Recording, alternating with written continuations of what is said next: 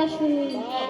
নারদ ঋষি রাজসভায় এসে বলছে, মহারাজ যুধিষ্ঠির জয় হোক, মহারাজ যুধিষ্ঠির জয় হোক, মহারাজ যুধিষ্ঠির জয় হোক। নারায়ণ নারায়ণ নারায়ণ। যুধিষ্ঠির গলায় বসন দিয়ে বললেন, প্রভু আপনার ওই পদার্পণে আমার এই রাজসভা ধন্য হলো। পা ধোয়ার জল দিলেন, অর্থাৎ পদ্ম অর্পণ দিলেন আর বললেন, তোমার জন্য কি সেবা করতে পারি? তখন বলছে যে না না, আমি কিছু সেবা করব না। তখন বলছে যে ভগবান শ্রীকৃষ্ণ আমাকে পাঠিয়েছে একটা প্রশ্নের উত্তর আমি জানবো বলে আমি এখানে এসেছি। কি প্রশ্ন বলুন? তখন নারদ ঋষি বলছে যে এই সূচের পিছন থেকে একটা ইয়া বড় প্রকাণ্ড হাতি কয়েকবার আপ ডাউন করেছে।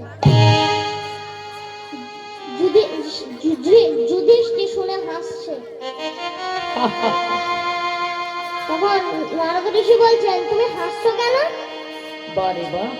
আমার ভগবান যদি ইচ্ছে করে ওই সূচের পিছন থেকে একটা ইয়া বড় প্রকাণ্ড হাতি কেন এই বিশ্ব ব্রহ্মাণ্ডটাকেও কয়েকবার ওই সূচের পিছন থেকে আপ ডাউন করাতে পারে।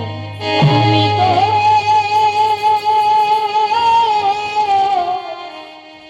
জানো না নারদ, আমার দয়াময় গোবিন্দের যদি ইচ্ছা হয় তাহলে ওই সূচের পিছন দিয়ে হাতি কেন, যার ইঙ্গিতে লয় প্রলয় ঘটে যায়, সেহেন দয়াময় কৃষ্ণ ভগবান তার ইচ্ছাই নিমিষের মধ্যে ওই সূচের পিছন দিয়ে এই গোটা বিশ্ব ব্রহ্মাণ্ডটাকেও কয়েকবার সে আপ ডাউন করাতে পারে।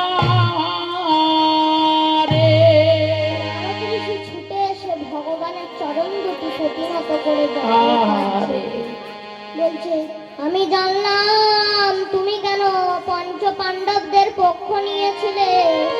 এতদিন জানতাম আমার যে বড় ভক্ত বুঝি আর পৃথিবীতে হয় না,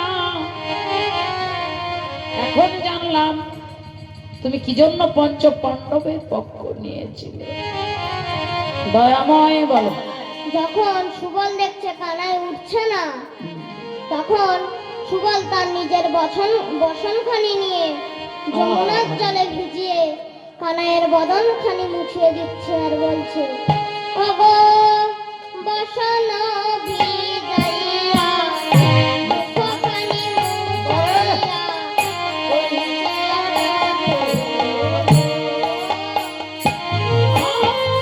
বসন ভিজাইয়া মুখখানি মুছাইয়া কহিছে মধুর